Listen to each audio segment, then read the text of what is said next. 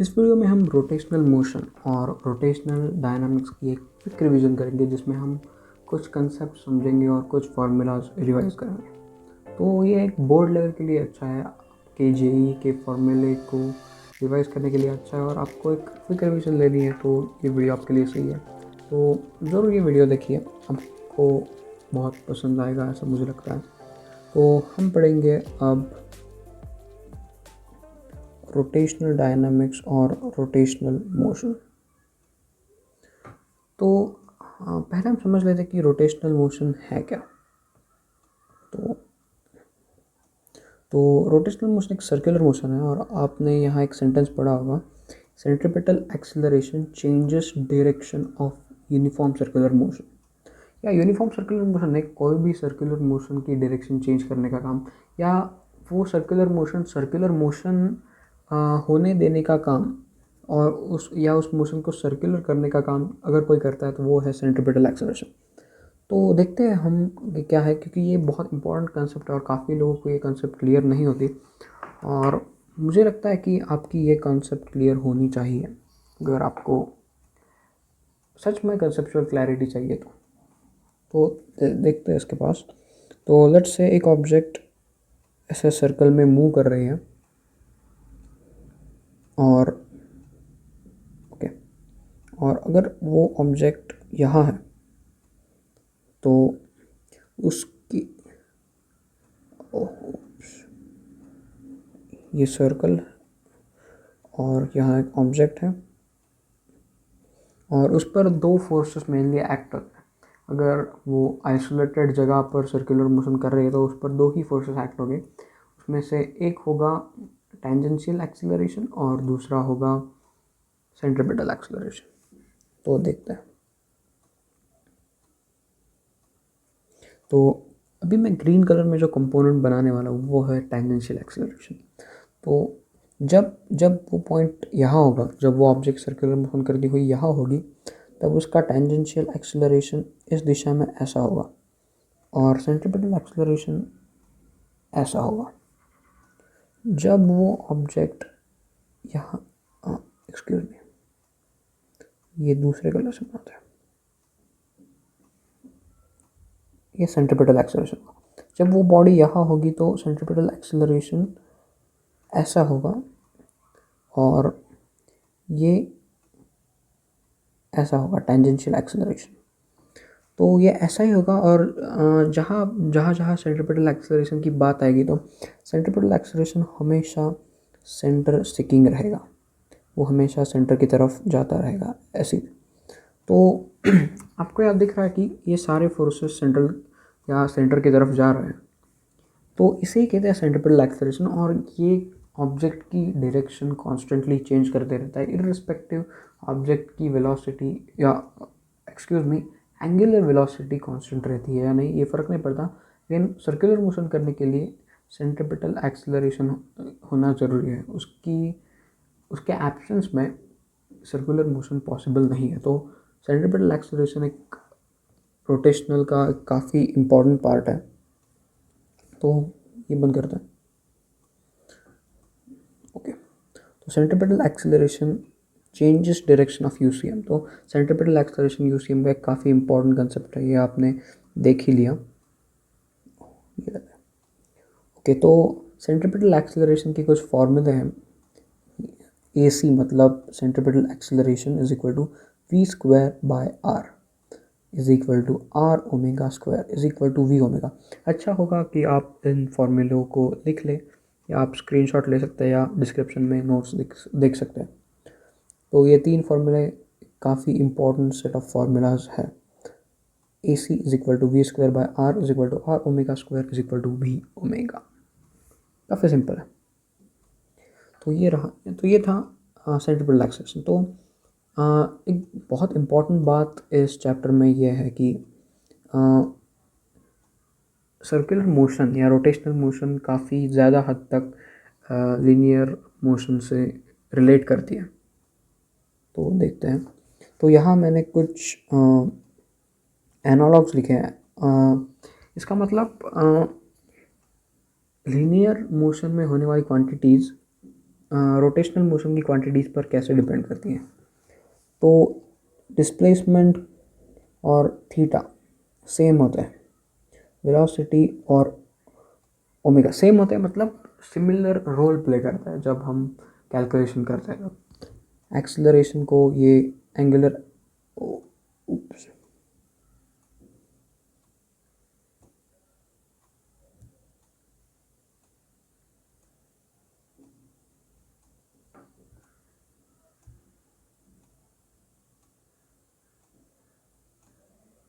तो ये होता है, और इस तरह से ये क्वांटिटीज़ रिलेट करती है। और m मतलब मोमेंट ऑफ इनर्शिया, m मतलब मास, ये i पर ये i को इक्विवेलेंट होता है। i मतलब मोमेंट ऑफ इनर्शिया, जिसके बारे में हम आगे जाकर देखेंगे। ऑलराइट, तो हमने यहाँ तक कवर कर लिया, और अब एक काफ़ी इम्पोर्टेंट पार्ट आता है। ये CBSE में शायद रोटेशनल मोशन के अंडर नहीं आता, तब भी हम इसे देखेंगे। तो अब हम देखते हैं application of UCM। Application of UCM मतलब यहाँ सर्कुलर मोशन के एप्लीकेशन है। ये एक ज़्यादा कॉम्प्लिकेटेड पार्ट नहीं है, लेकिन इसमें होने वाले फार्मूले थोड़े कॉम्प्लिकेटेड हैं। अगर आप इसके डेरिवेशन समझ लेंगे तो आपको ये काफ़ी ईजी होगा। अगर आपने ये चैप्टर पढ़ रखा है तो ये काफ़ी केक वॉक होने वाला है आपके लिए, काफ़ी इंटरेस्टिंग टॉपिक है। तो application of UCM, excuse me, हाँ, तो एप्लीकेशन ऑफ UCM में कई सारे पार्ट्स आता है। तो पहला और इम्पॉर्टेंट पार्ट है vehicle on a curve road. अगर कोई गाड़ी कर्व रोड पर मूव करती है तो उस पर, एक सेकंड, अगर इस तरह से गाड़ी मूव करती है तो उस पर एक आउटर साइड में सेंट्रीफ्यूगल फोर्स एक्ट होता है, जिसकी वजह से गाड़ी ऐसे जाके यहाँ क्रैश हो सकती है। तो ये ना हो इसीलिए हमें व्हीकल की स्पीड एक स्पेसिफिक लिमिट तक रखनी पड़ती है, जो रोड की फ्रिक्शनल फोर्स को ओवरकम नहीं करेगी। तो ऐसी वेलोसिटी फाइंड करने के लिए हमें एक यहाँ फॉर्मूला मिलता है, Vmax is equal to mu under root mu s r g. Mu s यहाँ स्टैटिक फ्रिक्शन का कांस्टेंट है, और आर और जी मतलब इस कर्व रोड की रेडियस मतलब आर, और जी मतलब ग्रेविटी। तो ये काफ़ी काफ़ी काफ़ी काफ़ी इजी टॉपिक है। अगर आप इसका डेरिवेशन देखेंगे तो ये तो काफ़ी ज़्यादा इजी है। तो इसमें क्या होता है, मैं आपको समझा ही देता हूँ।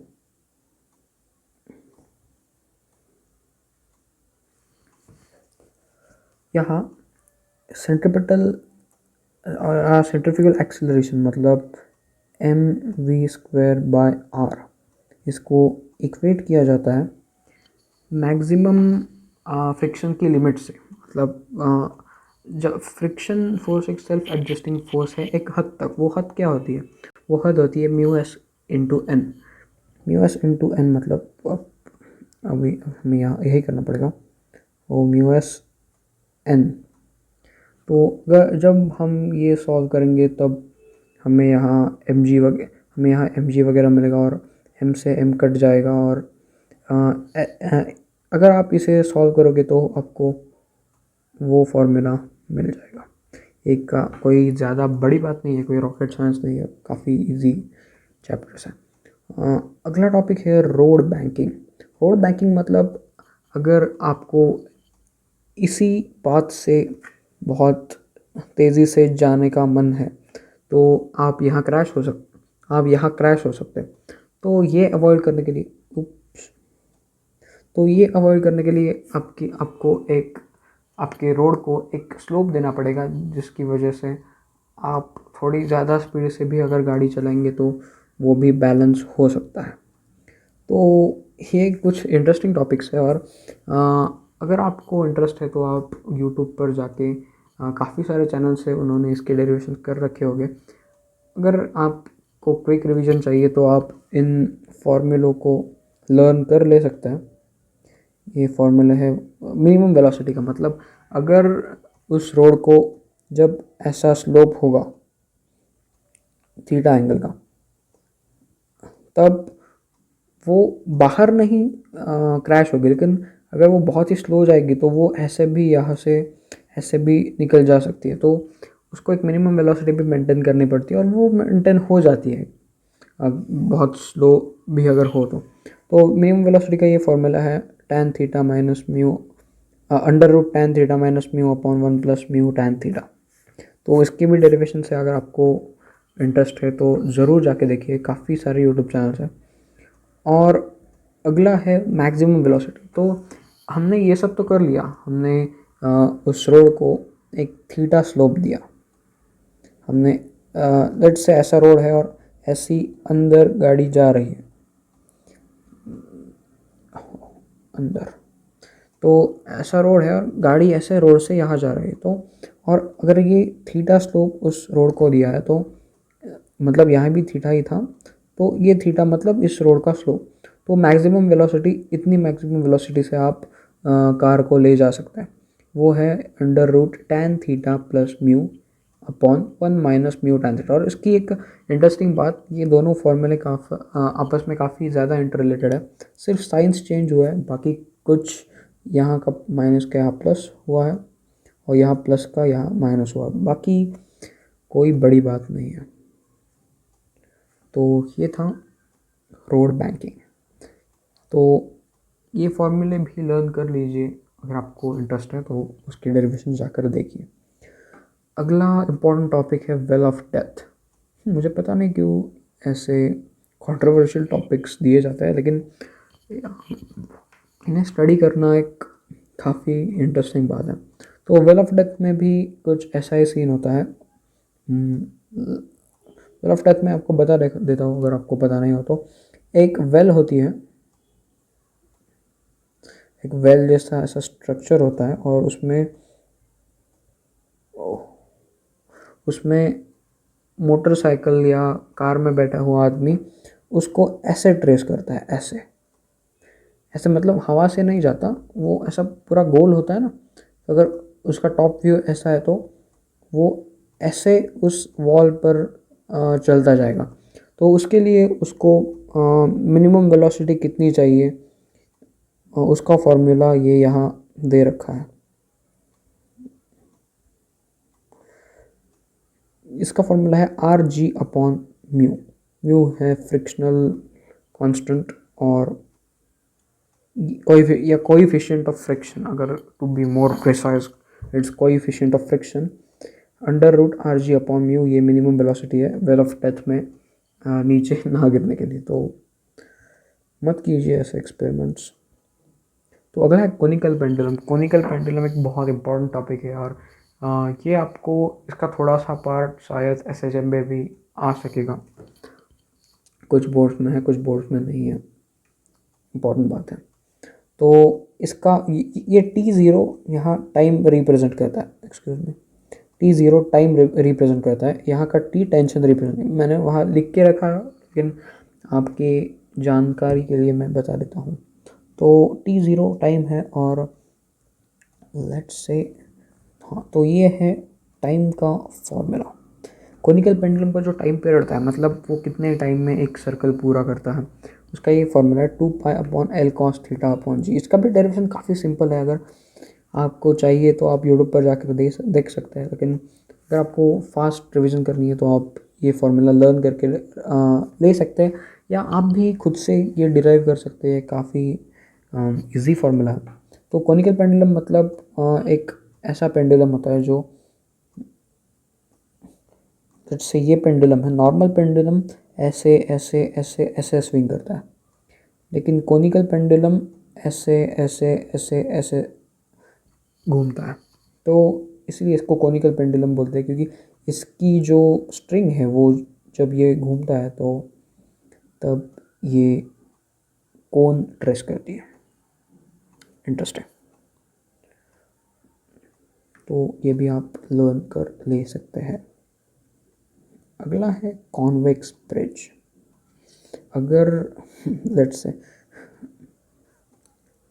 से एक ब्रिज है या एक कोई स्कल्पचर है, अगर ये कोई रोड है और वो ऐसा ऊपर जाता है और ऐसा नीचे आता है, तो ये एज्यूम कीजिए ये एक सर्कल का पार्ट है, ऐसा काफ़ी अच्छा नहीं बना। तो इस कॉन्वेक्स ब्रिज पर ऐसा ऊपर चढ़ते चढ़ते अगर आपको ऐसे टेंजेंशियल ऊपर नहीं जाना है और रोड से ही चिपक कर रहना है, तो इसके लिए कि मैक्सिमम वेलोसिटी जो आप अटेन कर सकते हो, अगर उसके आगे गए तो आप ऐसे टेंजेंशियली उड़कर जागे, तो वो होती है v max is equal to under root g r. Excuse me, हमारे कुछ टॉपिक रह गए हैं, तो ये आपको समझ में आ गया होगा अंडर रूट जी आर। आपका आप इसका भी डेरिवेशन कर सकते हैं, काफ़ी इजी थिंग्स है। तो यहाँ हमारा टेंशन रह गया, उसका टेंशन होता है एम जी सेक थीटा और सेंट्रीपिटल फोर्स होता है m g tan theta conical pendulum का। अगला है वर्टिकल सर्कल मोशन। तो वर्टिकल सर्कल मोशन क्या है? तो जनरली हम देखते हैं कि सपोज़ यहाँ नीचे ग्राउंड है, ये ज़मीन है, और जब कोई ऑब्जेक्ट घूमता है तो ऐसे वो ज़मीन को पैरेलल प्लेन में घूमता है, राइट। तो वर्टिकल सर्कल का मतलब, लेट्स से ये आपकी स्क्रीन ऐसी ज़मीन को परपेंडिकुलर है, जिसी भी स्क्रीन पर आप ये वीडियो देख रहे हैं, और ये सर्कल ऐसे एक्सक्यूज मी, ये सर्कल ऐसे आ रहा है। तो ये काफ़ी अच्छा सर्कल नहीं बना, लेकिन अज्यूम कीजिए ये सर्कल है, तो ये ऐसा सर्कल है। तो यहाँ कुछ फोर्स अलग होगा, यहाँ फोर्स अलग होगा, पोटेंशियल एनर्जी की वजह से यहाँ अलग होगा, यहाँ अलग होगा, और टेंशन भी काफ़ी अलग होगा। तो वर्टिकल सर्कल मोशन में हमें कुछ चीज़ें रेगुलेट करनी पड़ती है वो मोशन वैसे होने देने के लिए। तो minimum velocity vertical circle motion चालू करते वक्त मिनिमम वेलोसिटी √5 g r इतनी होनी चाहिए। इसके भी डेरिवेशन आप देख सकते हैं, क्विक रिवीजन है इसलिए मैं नहीं कह रहा हूँ। और उसके लिए जो स्ट्रिंग में टेंशन लगता है वो है mv² प्लस, यहाँ बहुत छोटे अक्षरों में लिखा है mg cos थीटा, यहाँ mg cos थीटा, ओके। तो वर्टिकल सर्कल मोशन के ये फॉर्मूला है, ये भी आप रिवाइज करें। एक है फियर ऑफ डेथ, जैसे फियर ऑफ डेथ देखा वैसे वो वर्टिकल सर्कल में घूमता है। वो जो कोई पागल मोटरसाइकिल सवार है वो ऐसे वर्टिकल सर्कल में घूमता है, वो काफ़ी डेंजरस प्रूव हो सकता है। तो उसके लिए मिनिमम वेलोसिटी आपको चाहिए √g r। ये भी आप लर्न कर सकते हैं और इसके भी डेरिवेशंस इंटरनेट पर अवेलेबल हैं। तो अगला देखते हैं इक्वेशंस ऑफ मोशन। जैसे हमने एनालॉग्स देखे, एस मतलब थीटा, या ओमेगा मतलब वी मतलब ओमेगा, मतलब वी का इक्विवेलेंट ओमेगा, या एक्सेलरेशन का इक्विवेलेंट अल्फ़ा, मास का इक्विवेलेंट मोमेंट ऑफ इनर्शिया। वैसे जो इक्वेशंस ऑफ मोशन है उसके भी इक्विवेलेंट्स होते हैं। तो ये है डब्ल्यू एफ, मतलब अब मैं यहाँ लिख देता हूँ, एक्सक्यूज मी, देखो वी मतलब ओमेगा फाइनल, यू मतलब ओमेगा इनिशियल, और अल्फ़ा वगैरह वो आपको मालूम है, और थीटा मतलब एस वगैरह ये मैंने यहाँ दे रखा था, तो ये कोई बात नहीं। तो उससे ही v is equal to u plus a t, s is equal to, देखो ये v is equal to u plus a t का फॉर्मूला है, वो वही एंगुलर के टर्म्स में लिखा है। ये है s is equal to u t plus 1/2 a t square का फॉर्मूला एंगुलर के टर्म्स में। ये है v² is equal to u² plus 2as का फॉर्मूला ओमेगा की या एंगुलर के टर्म्स में। और ये एक फॉर्मूला है, ये s is equal to u plus v upon 2t। ये फार्मूला काफ़ी इंपॉर्टेंट फार्मूला है, अगर आप इसको लेंगे तो काफ़ी सवाल बहुत फास्ट सॉल्व होंगे। तो ये लर्न कर लीजिए अगर आपको ज़रूरत लगती है तो, वरना ये 3 फॉर्मूले भी सफिशिएंट है, ये 3 फॉर्मूले। तो ये मुझे नहीं लगता काफ़ी डिफ़िकल्ट बात होगी, तो ये आप कर ले सकते हैं। इन्हें ध्यान में रखना काफ़ी इम्पोर्टेंट है। तो अगला पॉइंट और इस चैप्टर का मोस्ट इम्पॉर्टेंट पॉइंट या जैसे इलेक्ट्रोस्टैटिक्स में हम डिफरेंट चीज़ों की इलेक्ट्रिक फील्ड निकालते हैं, वैसे इसमें डिफरेंट चीज़ों की मोमेंट ऑफ इनर्शिया निकालनी पड़ती है। तो मोमेंट ऑफ इनर्शिया के काफ़ी ज़्यादा फॉर्मूले डिफरेंट टाइप्स के ऑब्जेक्ट के लिए वो आपको इंटरनेट पर मिल जाएगी, वो काफ़ी ज़्यादा इम्पोर्टेंट नहीं है। हम मोमेंट ऑफ इनर्शिया के कंसेप्ट पर ज़्यादा फोकस करने का प्रयास करेंगे। तो मोमेंट ऑफ इनर्शिया ढूंढने के लिए आपको पहले वो किस एक्सिस के अराउंड ढूंढना है वो डिफाइन करना ज़्यादा इम्पोर्टेंट है। तो मोमेंट ऑफ इनर्शिया अगर एक कोई भी रैंडम बॉडी है, ये रैंडम बॉडी है, इसके लिए हमें मोमेंट ऑफ इनर्शिया निकालना है। तो पहले उसका एक्सिस फिक्स कर लीजिए। आपको इस एक्सिस के अराउंड चाहिए या इस एक्सिस के अराउंड चाहिए या इस एक्सिस के अराउंड चाहिए, या आप देख लीजिए, या इस एक्सिस के अराउंड चाहिए। आप किसी भी एक्सिस के अराउंड मोमेंट ऑफ इनर्शिया निकाल सकते हैं। तो पहले एक्सिस डिसाइड कीजिए, और अगर वो डिस्क्रीट बॉडीज़ है, मतलब डिफरेंट बॉडीज़ है, जैसे हमारी सोलर सिस्टम, अगर ये ऐसी एक सिस्टम है, काफ़ी कॉमन एग्जांपल है, यहाँ एक ऐसे डिफरेंट मासेस हैं, और ये डिस्टेंस है ए, ये डिस्टेंस है बी, ये डिस्टेंस है सी, और इसका है m1, इसका है m2, इसका है m3। तो इसका मोमेंट ऑफ इनर्शिया होगा m1a plus m2b plus m3c। मतलब ऐसे हम ऐड करते जाते हैं, जितने भी मासेस वगैरह है उतने। काफ़ी सिंपल बात है। तो डिस्क्रीट बॉडीज़ के लिए हम डायरेक्टली हर एक बॉडी का मोमेंट ऑफ इनर्शिया लेकर ऐड कर सकते हैं, और कंटिन्यूस बॉडीज़ के लिए हमें इंटीग्रेशन का यूज़ करना पड़ेगा। अब इंटीग्रेशन आपने सीखा होगा, ऐसे मैं अज्यूम करता हूँ, और ये फार्मूला है r²dm, वो आपको केस के अकॉर्डिंग यूज़ करना आएगा। और मोमेंट ऑफ इनर्शिया के काफ़ी ज़्यादा फार्मूला, स्फीयर के लिए, शीट के लिए, डिस्क के लिए, रिंग के लिए, वो आप ज़रूर इंटरनेट पर जाकर देखिए, और वो मैं ऐसा कहना नहीं चाहता, लेकिन रट ले। वैसे आप समझ भी ले सकते हैं अगर आप में पेशेंस उतने हैं तो।